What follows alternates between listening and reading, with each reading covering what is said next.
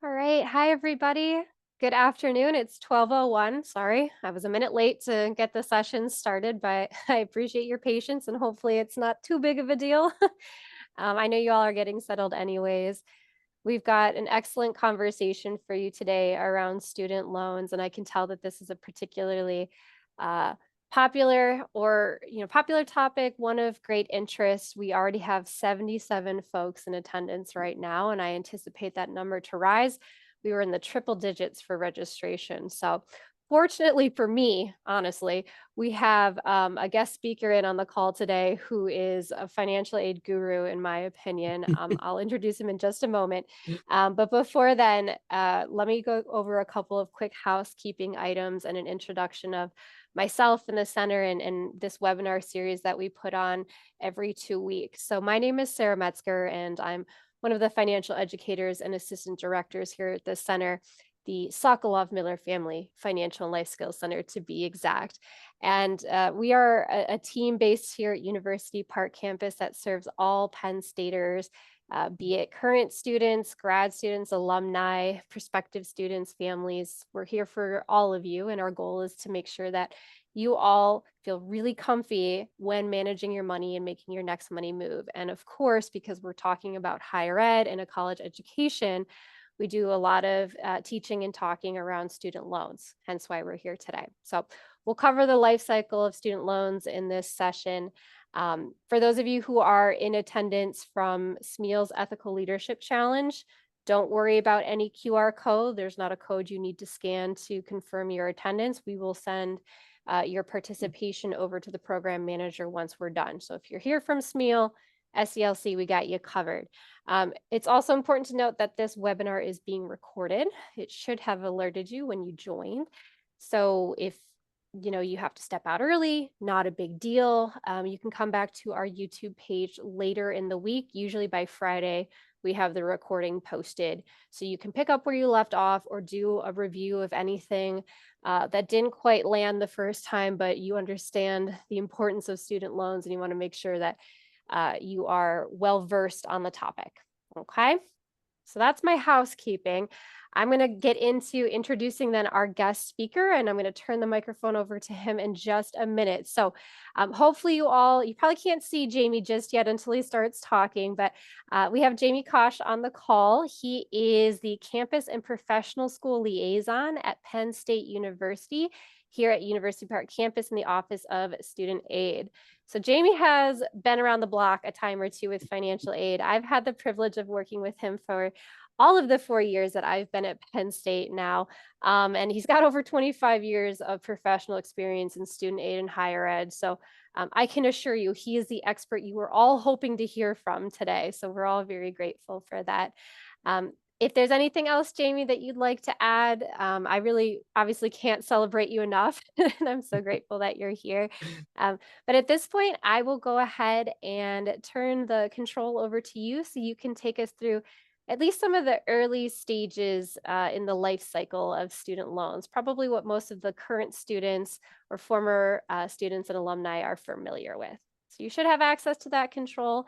A final note. Sorry, Jamie. If any of you all have questions, we do have the chat and the Q&A set up. So please don't hesitate to reach out with your inquiries. I'm going to be in that space while Jamie's talking, and then we'll flip flop once I take over. All right. Nope. Thank you, All right. Jamie. Thank you so much. I appreciate it, Sarah, and the whole staff from the Sokolov-Miller Family Financial and Life Skills Center. Appreciate it. Nice being here, and thanks everyone for attending. Today we're going to talk about the loans, as Sarah mentioned, basically the whole application process of aid, and what we really want to focus on is getting the student as much money as possible, free money, before we talk about the loans. So, budgeting for college expenses. The first thing that we want every student to do is to complete the free application for federal student aid, the FAFSA form, each year. The FAFSA does come out October 1st each year, and we'll talk about the timeline as we go through the presentation. But it's very important that students and families do the FAFSA form. At most institutions, we use the FAFSA for different things, even though we have a lot of students and families saying, well, I don't get anything but loans, or I never get anything by filing the FAFSA. Please file that form.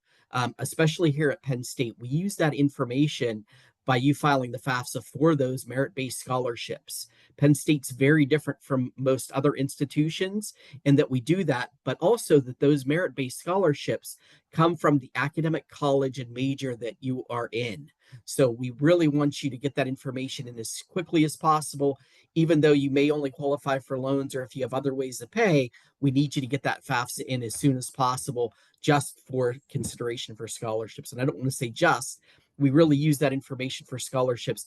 And if something happens, if there's a special circumstance, if something, it isn't on track, we need that information to help the student as quickly as possible with any assistance that we can. So it's very important that you file each year. The next thing that you want to do is really take a look at that cost of attendance, and the net price calculator information at tuition.psu.edu is very helpful to determine what you're looking at coming into Penn State, what those costs are going to be, and really want to take a look at the life cycle of the student. So are you looking at 4 years as an undergraduate and then graduate school? You want to take that into consideration. You really want to also look at Penn State because of your major in college, because once you hit the junior year over 59.1 credits, there is a tuition differential there. It is an increase in tuition because you're really getting into your specialized classes and smaller cohorts of students when you're in your academic college and major. Instead of taking those general courses like you do in your first and second year, that third and fourth year, you're really in the meat of your major. So you would have a slight increase there. So you want to take that cost into consideration also. Things that you want to do is really financial sources for paying for school. And as we talked about, as I said before, we want to get you as much free money as possible. So really starts with filing that FAFSA form, number one, and applying for the federal and state grants if you're a Pennsylvania resident, or you have a reciprocal state that money can come back to Pennsylvania if you're an out-of-state student.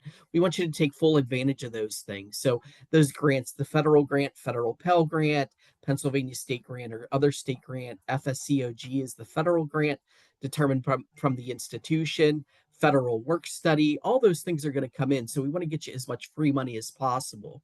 The one thing I do want to point out there just with work study is that money doesn't go towards your tuition. If you're awarded federal work study, you do have to work to earn that money, and you'd be paid every 2 weeks. You can find jobs on campus, which we highly encourage. We want students to work at Penn State. If you have the federal work study grant, we want you to take advantage of that. Because if you don't do the federal work study that first year, you may not be offered it again. It's highly desirable, especially for students in their junior and senior year when they have internships and maybe want to work in their major. So we really want students to get involved early. A lot of misinformation out there about federal work study. Well, we don't want our student to be involved the first year. The student says they're too busy the first year being acclimated. Don't believe that. There's lots of downtime between classes. We want students to get involved, and a great way to get involved in campus is to do work study, and they can be paid every 2 weeks. And that money, again, goes directly to the student in a form of a paycheck. So even though it doesn't go towards tuition, it does go towards the other expenses that students will have. Be it food and clothing and all those things that we build into the cost of attendance for a student, really important to take advantage of that. The other thing that we want students to look at is talking to the family about personal funds. Was there any savings accounts set up for the student? 529 plans, any savings bonds, any help from other family members, grandparents, brothers and sisters, cousins, all those things. Also, with that, I like to talk about scholarships in that. Is the parent does the parent's employers have any scholarship funds that the student can apply for? Any clubs or organizations like the Royal Order of the Moose, the Elks, any of those things? Are there any kind of funding options there for students? And really pulling that money together. And remember, we're in a marathon, not a sprint. Okay, it's easy to say I have all the money for the first year. Well, what about the second year, the third year, and fourth year? Because you do have to apply every year for that. So you want to make sure that you have that be considered for those things when you're planning out the finances. We don't want student to be in a bind their second year and not have the money to continue, or to put them in debt the first year when they didn't plan out that I really can't move past the first semester. I don't have the money available. Then we really get into some serious, situations with students maybe not being able to return and then leaving with debt, and it just gets into a bad situation. So we want students and families to be prepared for this. And last but not least, we don't want to think of loans as necessarily a bad thing. Loans are a tool. Because of the cost of education now, we know college is very expensive. And coming in, most families don't have that money saved or saved for 4 years to continue with that education. So again, the main thing we want to say right now is borrowing responsibly. Only borrowing what you need. We don't want to put the student in debt, over debt for their education, as well as the Parent Plus loan. It's very enticing to borrow the full cost of attendance for a Parent Plus loan and get a big refund each semester. But remember, they have to pay that back. It has to be paid back after the student graduates. So it's very important to take all of those things into consideration and really only borrow what the student needs. Okay.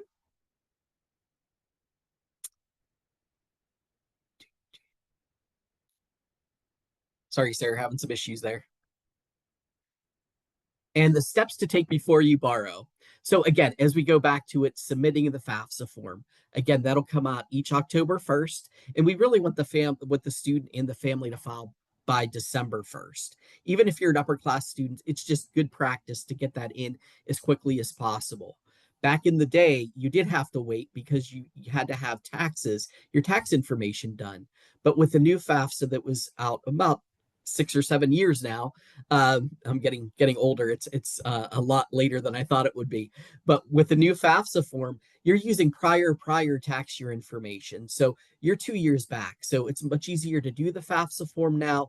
And the FAFSA, as long as you filed taxes, and even if you haven't, it'll pull that information in directly for you. So the form has been simplified down to about 40 questions from over a couple hundred questions, and makes it much easier for students and families to apply. Then really talking about the cost of education, the choices the student has, the options for financing that education, and how much money can you pull and other resources can you pull to borrow the least amount of money as possible. And the last but not least, looking for those scholarships, that outside money, any of that free money. So if you're a first year student coming in, you really want to work with your guidance counselor at your high school. The other place you want to look is on our website at Penn State, because as I mentioned, merit-based money comes directly from your academic college and major. Some of those do have uh, applications that the student needs to complete. So if you're in engineering, if you're in a couple of those majors, you're going to see applications, and you can find those right on our website under the academic college scholarships that we have. Sarah's posting that in the chat for you. So you can find that for your academic college and majors. Not everyone has an application. Nursing, for instance, I know doesn't. HHD doesn't, but most of them do. So you want to take advantage of that and make sure that the application deadlines may have been earlier, but some of them are coming up on May 1st. But you want to remember to file for that every year. You don't want to stop after that first year. The same way with your outside scholarships. You want to continue to look for those year after year. The first year is kind of different because you have parents and outside pressures saying, look for free money, find that. After the first year, people tend to forget. But remember, most scholarships want to give money to students that are successful. The closer you are to graduation, the more opportunities there will be for those scholarships, especially if you're doing well. Academically at Penn State means doing well at a 4.0 level. It's that competitive for majors and colleges. So you want to do extremely well to be in the mix for that free money that's out there. So apply as early as possible. Also on our website, we do have outside scholarships searches. So make sure that you're looking at fastweb.com is one I can recommend. It can get overwhelming, but do those searches, break it down, do those searches, look for things that are interest you, and make it very specific. Be very tactical when you're looking for those scholarships. Makes it very easy, and keep looking, keep doing that every year.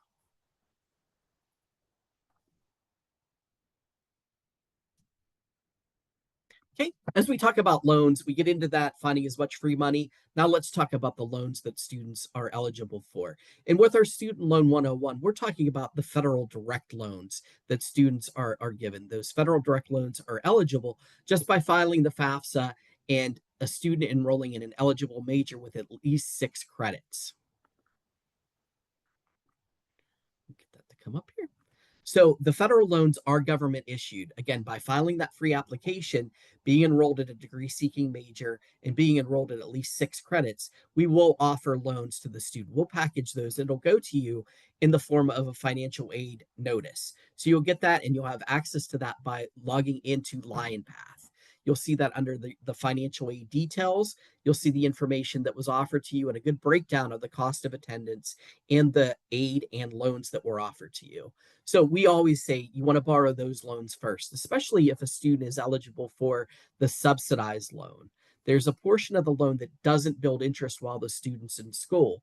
The other loan, the unsubsidized loan, will build interest while the student's in school. So if you're in a position that you only need to borrow the subsidized, we highly recommend that, because when you graduate, that same amount of loan will be the same amount that you have to repay. So there isn't any interest until after 6 months, then interest would start to grow on that loan. So you can repay while you're in school. You can make interest only payments on the unsubsidized while you're in school. For the subsidized loan, you could make payments on it while you're in school. There's no prepayment penalty on those types of loans. So it's good to do that. And if you can pay that off prior to graduation, that's even better. That's something you want to look at. So working in the summer between classes, any of that money you save up, even the work study money that you're earning, could go through towards those subsidized or unsubsidized loans. So the nice thing about it is there's no credit check for those. Again, just by filing the FAFSA form, you would be packaged with either the subsidized, unsubsidized, or in some cases, depending on income and information from the FAFSA, only the unsubsidized loans. But it's still a good option for students because the interest rate is generally going to be lower on that. However, there are origination fees on the federal loans. That's an amount that happens to be charged off the top of the loan before the money gets to Penn State. All of these loans that we're talking about will be dispersed directly to Penn State, not to the student. So it doesn't go to you and then you pay us. All that money comes directly to Penn State. A lot of questions are, well, what happens if I overborrow because I'm living off campus or I need money for transportation? Any money over and above the billable costs at Penn State would then be refunded back to the student. On that topic, we want every student to set up their direct deposit, their e-refund options. That way you get the money much quicker than waiting for a paper check to be sent out. So something to consider, you want when you log into your LionPath, make sure that you always set up the e-refund option on there. So that's your federal loans, and we'll talk about the amounts that you get. The next options with the federal loans would be the Parent Plus loan.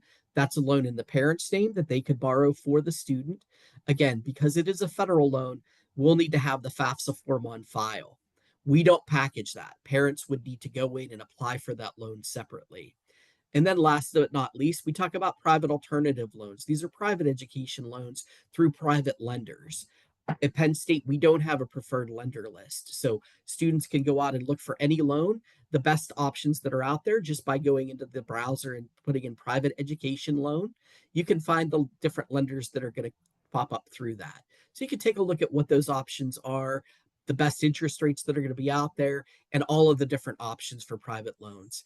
Today, back in the day, we used to have only private loans for students. Now we have private loans for students. We have private loan for parents. We even have private loans now for grandparents and siblings. So there's lots of different options out there to finance an education.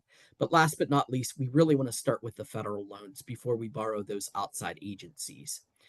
As we said, they're generally a higher interest rate. They are not subsidized. All of those loans, Parent Plus loan, private alternative loans, are going to have interest building on them while the students are in school. They do have options to defer the payments while the students are in school. But again, you still have that option of making payments or paying just the interest quarterly while the student's in school. We want to try to keep that debt down and keep the interest from compounding. And last but not least, with any of those private education loans, there wouldn't be forgiveness or income driven repayment plans. Typically, it's a standard repayment, or you can work with the lender on deferment forbearance options if you would need that. So you want to be very careful with any of the loans, but especially with the private education loans, they could have some different policies and procedures that they do that would be outside of what the government loans would have. Jamie, we have a quick question that I think is kind of related to this slide, at least about the unsubsidized and subsidized loans. One of our attendees is asking, does it make sense to appeal an award decision to receive an unsubsidized loan in the hopes of obtaining a subsidized loan instead? I think is what they're asking of like, I didn't get a subsidized loan to begin with. Can I Okay, appeal? sure. And yeah, So the subsidized loan is dependent on the FAFSA information. So that student aid index, the SAI number, really dictates if the student is eligible for subsidized or unsubsidized loan. So the only way to really appeal that would be if there was a change of income for the current tax year for 24-25.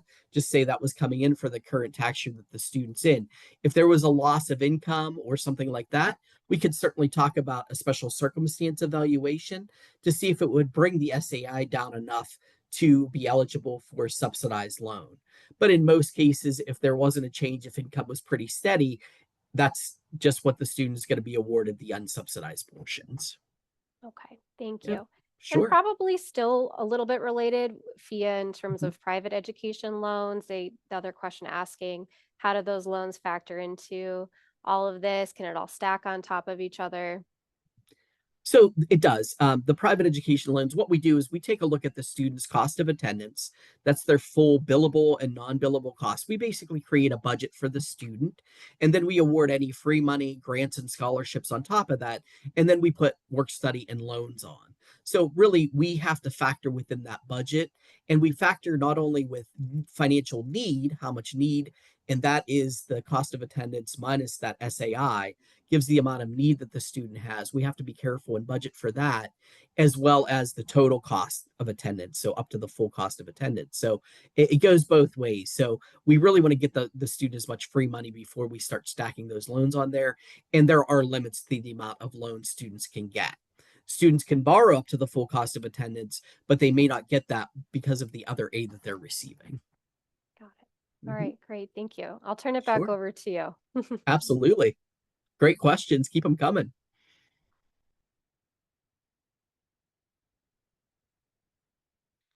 Okay. And the action steps to financial aid, the kind of the timeline that we use in the Office of Student Aid is really begins with October 1st. October 1st is when the FAFSA now, because of federal legislation, it will be available. And we want students to fill that out as quickly as possible. And as I said, even first year and upper class students, getting that in by December. For Pennsylvania residents, May 1st is always pretty much always the deadline for Pennsylvania state grant. But at Penn State, the earlier you file the FAFSA, the more opportunity for need-based aid. A lot of schools will say, well, get it in by the state, it's fine. At Penn State, we're very specific. It is really first come, first serve, especially for the need based financial aid that we have. The FSCOG funds, the federal work study funds, all those things we have to limit because remember, we're packaging first year students first, but we have to save our money for upper class students as well. So we really have to budget that. So it really is first come, first serve. Then we go on to February, March, April is when you'll receive the financial aid packages for new students. New students get it March and April. We were on a great timeline before all the changes with higher education happened. With that, we kind of reset. We had delays in the new FAFSA form that really pushed this back. But starting this year for 25-26, we're on a good track to be back into that timeline. So our financial aid packages went out in March this year for first year students.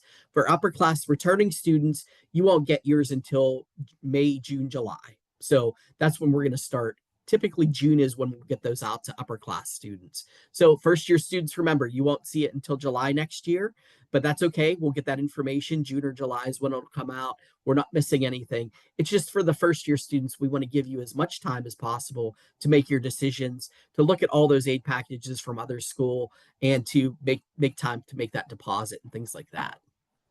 So, for our returning students in May, June, July, August, we'll be getting that information out. We are on a rolling schedule as we get the FAFSA, again, filing as soon as possible.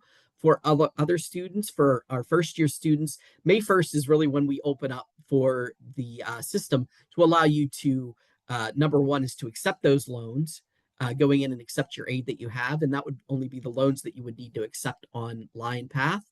And then for students starting in the fall, after July 4th is when students, returning students, and first year students can really go in and start applying for Parent Plus loans and private education loans. So after July 4th, you can do that. For students that are starting in the summer, this summer, you do want to file your 24-25 FAFSA form. And after you go through new student orientation and select your classes, then we'll go ahead and start getting those loans on for this summer. And you can apply for those loans now for summer if you're admitted to Penn State. So you can do that now. Okay. And then July, the end of July is when we'll really go through and put the bills out. And then August, September is when the billing due dates would be at bursar.psu.edu. You can take a look at the billing due dates. You can also see that we do have an installment plan, a 3-payment installment plan for summer, and a 4 installment plan for fall and spring. So good information there. Once you get the bill, then you can enroll in that payment plan if you'd like. You can really see what your amount due is for the fall semester. And if you're attending fall and spring, you can apply for private education loans as well as the plus loan for both fall and spring in one application. So you want to apply for the full year. Whatever you need for fall will typically be the same amount that you need for spring, and the loan company will disperse half for fall and half for spring. So you know that money's already there. You only take one hit on your credit when you apply, makes it much easier for the student, takes a lot of stress off the family as well.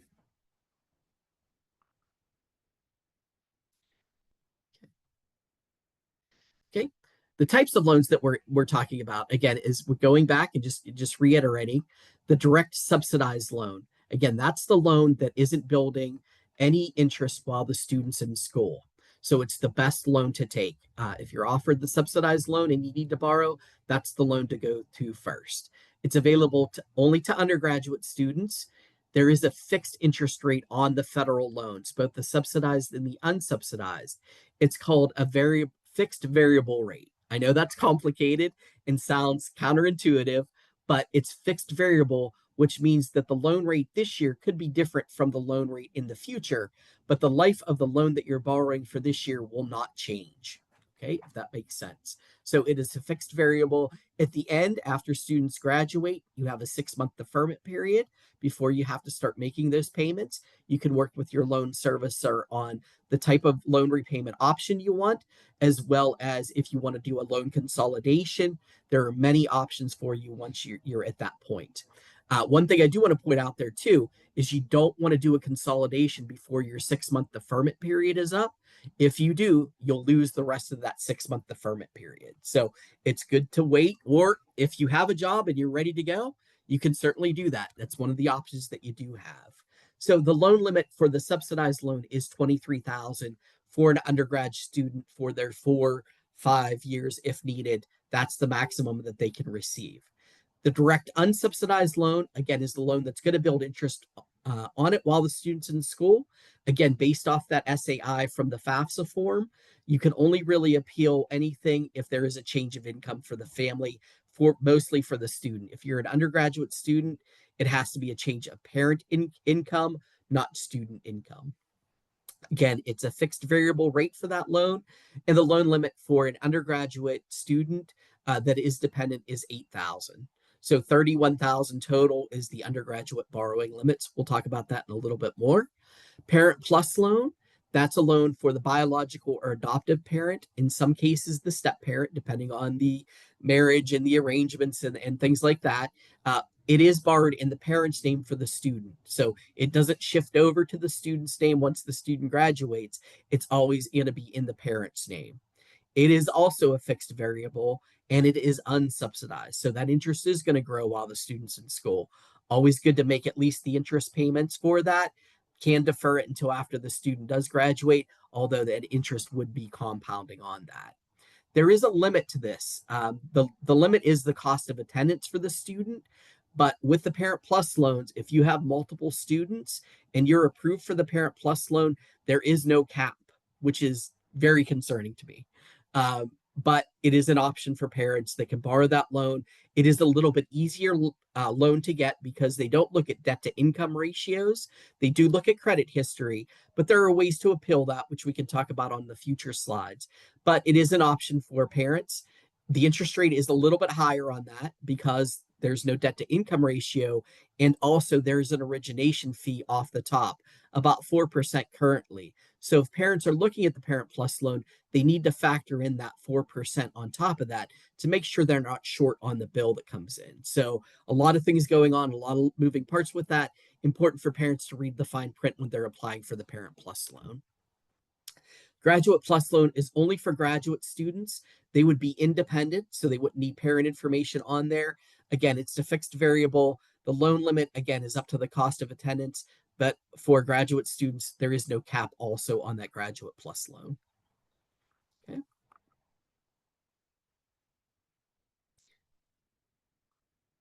Okay, with the Parent Plus loan, as I said, it's biological and adoptive parents of dependent students enrolled at least 6 credits. Does require a credit check, so adverse credit would affect the loan eligibility, but there are options for that to obtain a cosigner or provide documentation of what the circumstance was. So there are options to be appealed for that. And also with the Parent Plus loan, the FAFSA must be completed because it is a federal loan. The FAFSA must be completed. The other thing that I want to say about the Parent Plus loan is the student must be making satisfactory academic progress. So it is because it's a federal loan. There's lots of requirements on that. And we'll talk about satisfactory academic progress after that. Again, the maximum that we can give a student is up to their cost of attendance. But as far as overall loan borrowing, there's no cap on that loan. And defer payments can be requested, or parents can request to make payments while the student's in school, monthly payments, or they can pay just the interest quarterly. So lots of options there. And again, no prepayment penalty on any of those federal loans. And there's different repayment options. So what we want to take advantage of for parents is that they can make smaller payments up front, a graduated repayment. They can do the income-driven repayment that has forgiveness possibilities at the end. So if you do income-driven repayment for that family, for the parents, after 10 years as it stands, the remaining balance, if there is a remaining balance, would be forgiven, could be forgiven. At this time, those are still in play. We're not sure with what's happening with the Department of Education at this time. There's a lot of information out there. So we're holding our breath and waiting for that information to be determined as well. So, but at this time, that's currently what we have. Okay, so how much can a student borrow? Jamie, So, yes. so sorry to interrupt No. you. A question I think that some parents might have in on the call or who will watch this later, if we go back to that last slide, you talked about if a parent has adverse credit history, they could get a cosigner or file an appeal with some documentation. What if after both, or like they're not able to get a cosigner and the documentation is not sufficient to reverse the decision by the Department of Ed? Is there any recourse, additional recourse for the student or the parent in that scenario? So if a Parent Plus loan is fully denied. So on the Parent Plus denial, if that happens, if you go through the full appeal and the Department of Education says, unfortunately, we still can't grant that, what we do in the Office of Student Aid is we will package the student with additional unsubsidized loan funds. So for the first 2 years, it's 2,000, and then it's 4,000 for the junior and senior year. So on top of that, 55, 65, 7,500, then we can go ahead and we'll show you on the next slide the additional unsubsidized loan that a student can get. If that's Excellent. not enough, then unfortunately we'll have to start looking at private education loans, payment plans, those kind of things for the student. Okay, that's excellent information. Thank you. I'll let you continue on. No, thank you. Absolutely. So what we're looking at for how much can you borrow, as I mentioned, with the first year undergraduate students is going to be offered 5,500. That could be split between subsidized and unsubsidized, but the maximum between fall and spring is 5,500. So we're not talking a whole bunch of loan money there for first year students. Again, remember, this is only in the student's name. There's no uh, security on that loan. It's basically by a student filing the FAFSA form, being enrolled at least 6 credits in an eligible degree program, that they get this money. So it's a very unsecured loan in a way. We're making good effort to give you a loan so you can borrow towards your education. If the student does have a Parent Plus loan denial, then the student gets the additional unsubsidized loan funds to actually equal the amount of the independent student. So a student that's over 24, doesn't need parental information on there, homeless. There's a number of different factors in there. If you go to studentaid.gov, you can take a look at what makes a student dependent versus independent. But if a student has a Parent Plus loan denial and you have to do it each year, the parent would need to apply and be denied each year to get the additional unsubsidized loan. So as you can see, there's an increase. The first year it's 4,000, 2,000 per semester. Second year again goes up 2,000 per semester. And then as you can see for the junior and senior year, over 59.1 credits, it's 4,000, which would be 2,000 more per semester in the unsubsidized loan. So you're looking at 57.5 for an independent student or a student with a Parent Plus loan each year, dependent student up to 31,000. For a graduate student, they can borrow up to 138,500 as that, but that's combined with the amount that they borrowed as an undergraduate student. So you have to look at that full amount.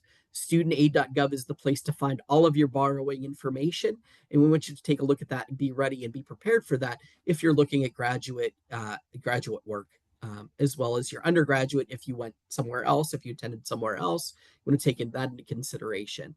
But again, as you have the Parent Plus loan and graduate loans, there's no aggregate limits for those, even as a graduate student. But the cost of attendance, that budget that we build a student, is what binds that amount. So if we find a student has their cost of attendance, maybe they need more money because they have an internship, or there's unexpected travel or unexpected housing that's needed for a semester, please contact the student aid office. We do have appeals for cost of attendance, but again, appealing the cost of attendance doesn't get the student more aid. It gives them the ability to borrow more money.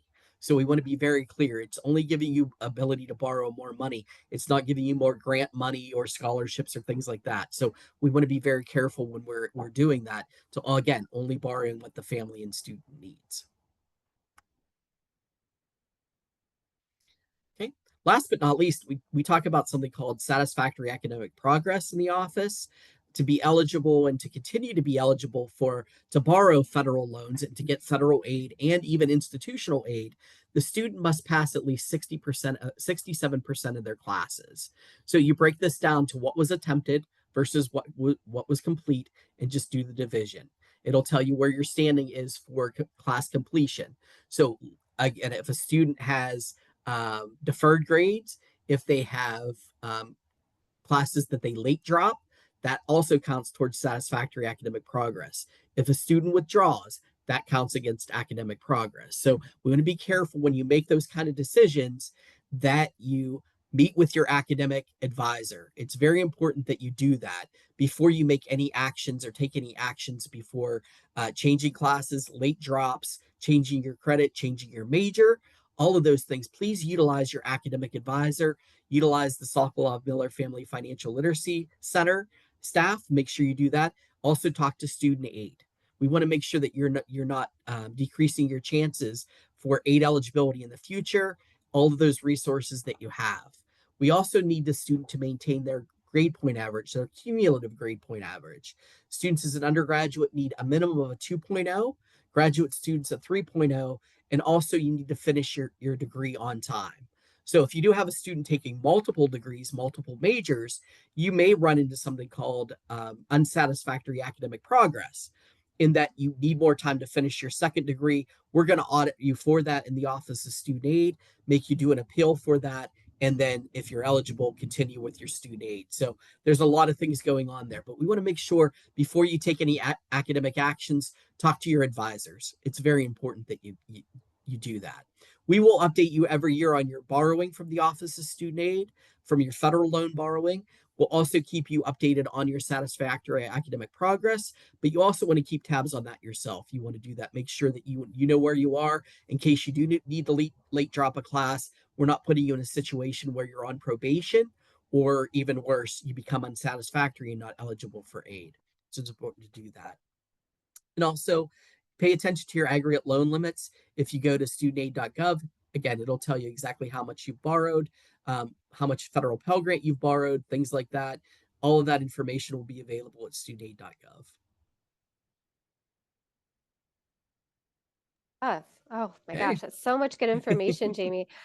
We do have one question sitting in the Q&A that I think we might as well answer before I move sure. on to how do we Mhm. get rid of our student loan debt once we have it? And the question is, how would loans work if I didn't use FAFSA for the spring and fall, but I wanted to use it for the summer? When should I be on the lookout for that aid if I already filled out the 24-25 FAFSA form?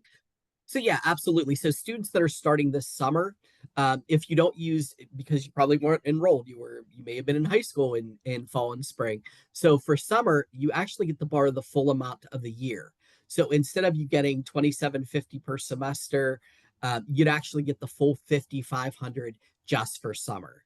So you can get that towards just your summer, and that information will be packaging students now once they go through new student orientation and schedule your classes. You'll see your summer aid packages start to appear. So make sure that you filed your 24-25 FAFSA. If you haven't received anything from us yet, you can certainly reach out to the student aid office. We'll take a look for you, but usually that happens after you schedule your classes for summer. Same way though, if you're a returning student or a continuing student and you don't use your loans for fall and spring, if you're enrolled at least 6 credits for summer, you can use that full amount in the summer. Or if you're looking at it, if you want to break it down even further, if you only use a portion of the loan in fall and spring, whatever portion you didn't use out of your annual limit, you can use that for summer. So whatever amounts you have there, as long as you're enrolled at least 6 credits for summer, we can get you any remaining aid that you have. Yep. Excellent point of clarification. Thank you. All right. Sure. Continue to send your questions through the Q&A, everybody. I'm going to take us forward now. Thank you so much, Jamie.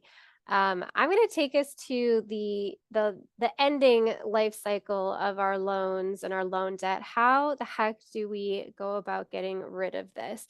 I know we've got plenty of staff and alumni as well as grad students on the call, or we've got soon to be graduating undergrads. So exciting for you all, just about a week, a little over a week to go, which is exciting. Big question here. Let's address it. This is good information for everybody. There's really kind of four avenues that we could take, or at least three, and then one that we might be put on, um, not necessarily by choice, but let's take a look at those. The first and most common way for borrowers to get rid of their student loan debt is to simply repay it. There are different repayment plans that exist out there.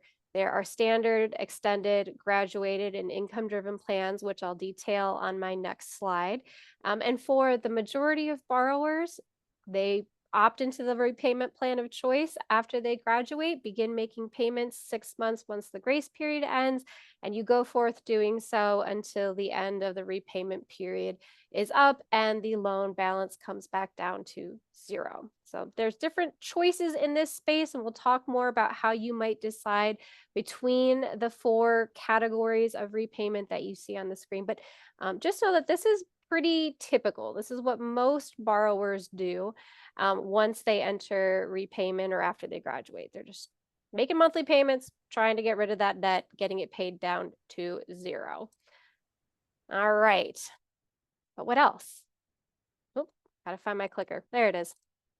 There's also forgiveness as a potential avenue to get rid of student loan debt. Now, forgiveness does not come without some repayment. So just to be clear, the repayment, or I'm sorry, the forgiveness programs that are offered by the Department of Ed are going to require some amount of repayment on the loan before the forgiveness is awarded. So please keep that in mind. There's currently not a way for you just to have your loan amount forgiven and repay nothing at all in the meantime. But for those of you who are interested in working in the public sector, those of you who are interested in doing some K-12 teaching, those of you who may have Perkins loans, so some of our staff and faculty or older students on the call may have Perkins loans. There's forgiveness programs attached to that, as well as income-driven forgiveness for certain repayment plans that after a period of time, the remaining balance will be forgiven. There are these options out there.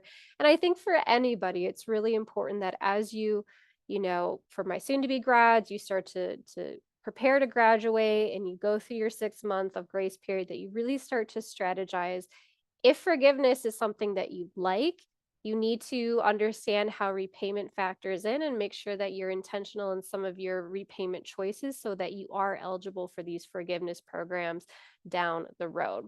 We have a whole nother recording on our YouTube page about public service loan forgiveness as well as teacher loan forgiveness. So if you feel like you might be somebody like myself who is a public servant working for a nonprofit or some level of government, um, if you're eligible for that kind of forgiveness, you should definitely look into how this program works so you can strategize early on. These are not programs that you should sleep on. You want to make sure you have a strategy as you leave college to take advantage of forgiveness if it's something that you think you'll be eligible for. We also have discharge as a borrower initiated potential option to get rid of some or all of your student loan debt, but it's going to be very scenario specific. So, for example, if you become disabled or if you were to pass away, which would be very unfortunate, of course, there is discharge available in those cases. So, I think, maybe a long time ago, I haven't heard this joke recently of like, even if I die, my loans will follow with me. Like, that is not the case. There is discharge for disability or death. There is also bankruptcy discharge potentially available, though it is not necessarily as common or as easily accessible. There's forgery discharge in case loans were taken out fraudulently on your behalf. And there's also borrower defense discharge. So if you feel like your institution, your college did not deliver on what was expected, there are avenues for you to, apply for borrower defense discharge. Um, I don't know. I mean, certainly this is not something that Penn State is doing, so that wouldn't be something you'd apply for as a Penn State graduate. But certainly there have been higher education institutions out there like DeVry and ITT, and I think Corinthian colleges. There have been issues where schools failed to deliver on what they promised to provide to students in exchange for tuition payments and the like. And so, we've seen lots of applications for borrower defense discharge, not a lot of quick remedy until the last administration came through. And that is where you saw or probably heard in the news that there were like mass cancellations of student loan debt for students who were in those borrower defense situations where they were at DeVry or Corinthians College, and they weren't, they felt like they were kind of defrauded by their school in a way. So that kind of cancellation is coming at the administrative level. That is different from discharge, which is borrower initiated, but there are potential, scenarios in which through acts of government that student loan debt may be canceled. We've seen that try to occur in the recent past. Nothing really came to be in terms of the Biden-Harris cancellation that we saw come through in the last administration. But certainly be on the lookout, stay up to date with the government, the news, and kind of what's going on, just to see. There's a lot of talk, as Jamie mentioned. There's a lot going on with the current Department of Ed, and I'm just as curious to see kind of what unfolds in the next several months and years with all of these categories of student loan, ways to get rid of it: repayment, forgiveness, discharge, and cancellation. So those are kind of your avenues, right? High level. Let's zoom in.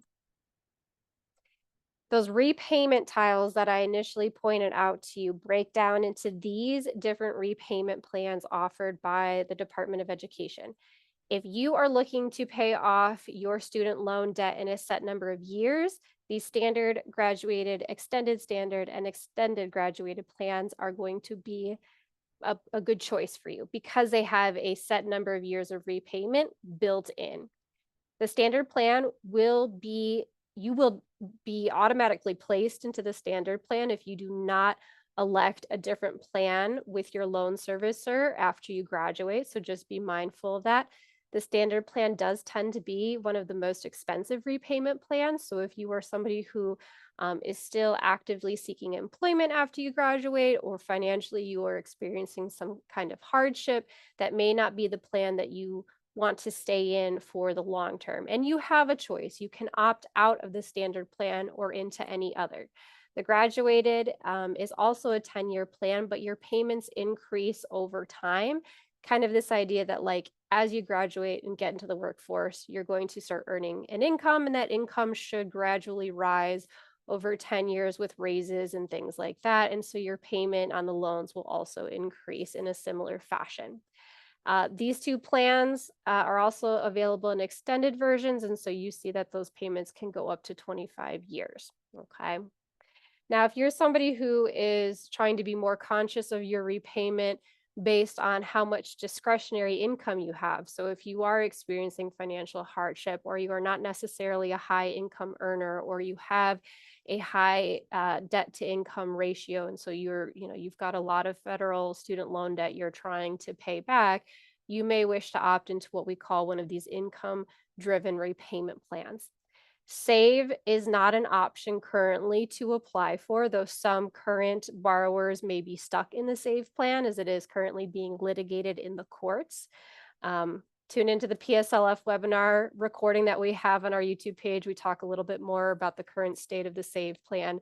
But the others that you see on the screen here, you are able to apply for via studentaid.gov. Hop into your dashboard. There's a quick link on the bottom right hand side of your landing page that allows you to fill out an application to move yourself from perhaps the standard repayment plan into pay or IBR or ICR, depending on what you are eligible for. If you are not sure what you're eligible for, or you're really curious about what your monthly payments are going to look like in each of these repayment plans, there is a tool on studentaid.gov that I'm going to send you a link to in just a moment that's going to allow you to simulate what your monthly repayments could look like in some of these plans. Also taking into consideration if you are interested in pursuing loan forgiveness in some way, shape, or form based on the available programs that exist. So just know, like Jamie talked about earlier on, there are some of these benefits or additional areas of flexibility built into the federal direct student loans that are currently being issued. Some terms to know, Jamie talked about grace period. I've said it a few times. It is really that 6 months time where your payments are postponed after you graduate.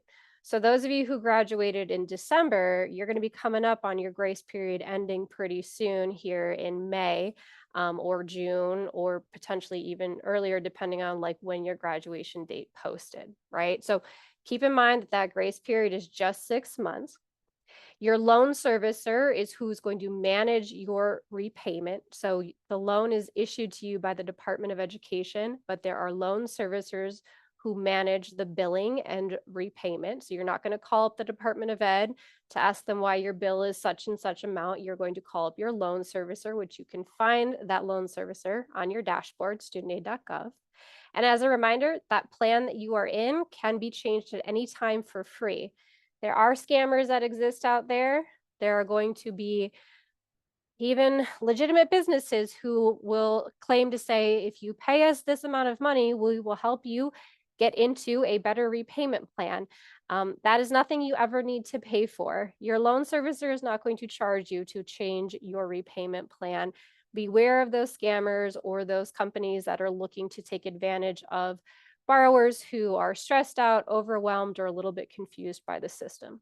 When in doubt, go to studentaid.gov, read through your dashboard, read through the help articles, and contact your loan servicer. I've got a list of all the current loan servicers here on the screen, as well as their phone numbers.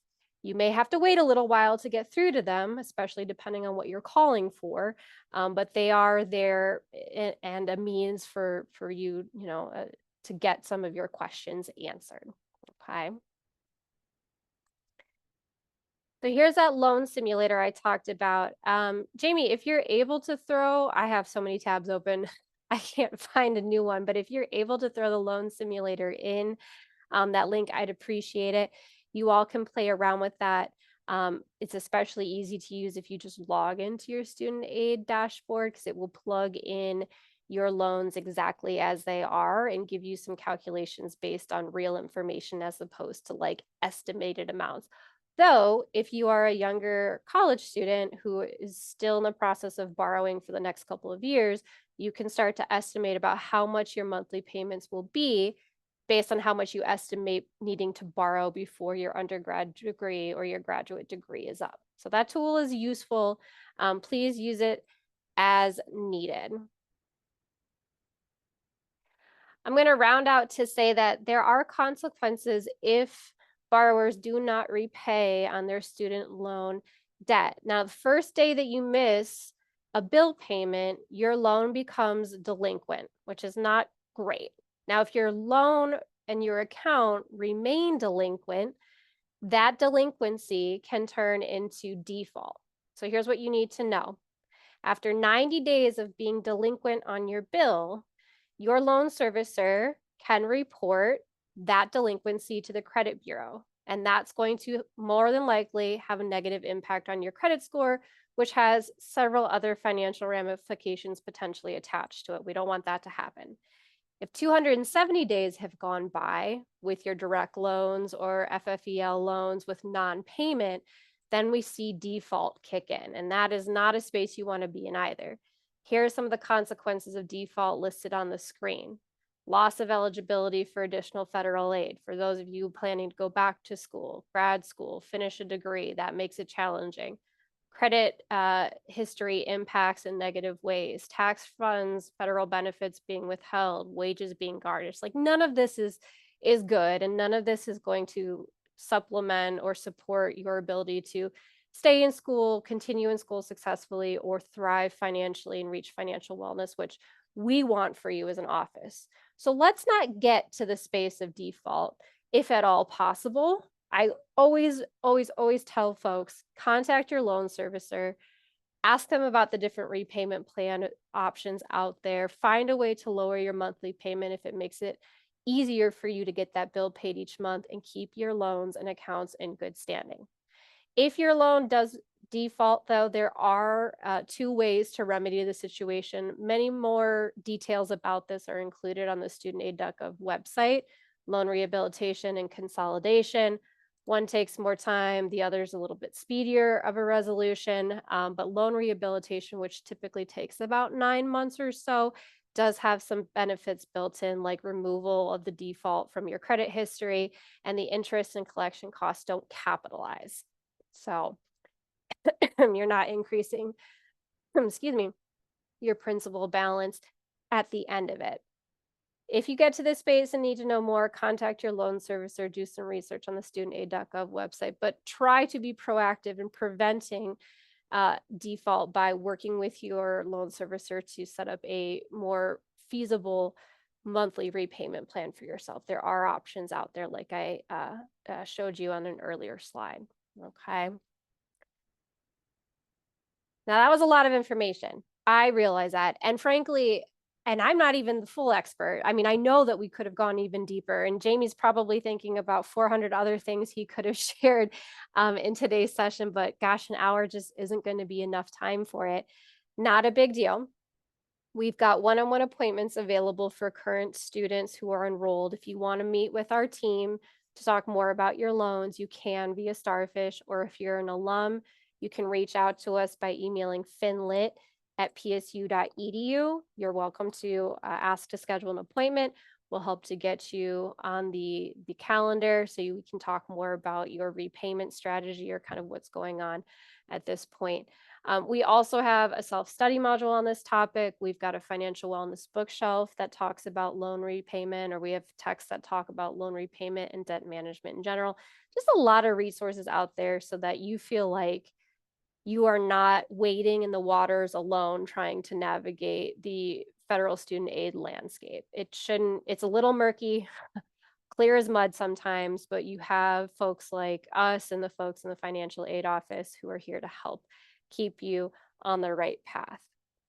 If you want the link to Starfish, it's in the QR code here. And thank you, Jamie, for sending through that student loan simulator link. I appreciate that. We also have our website QR code listed, and I'll get that on on the chat in just a second.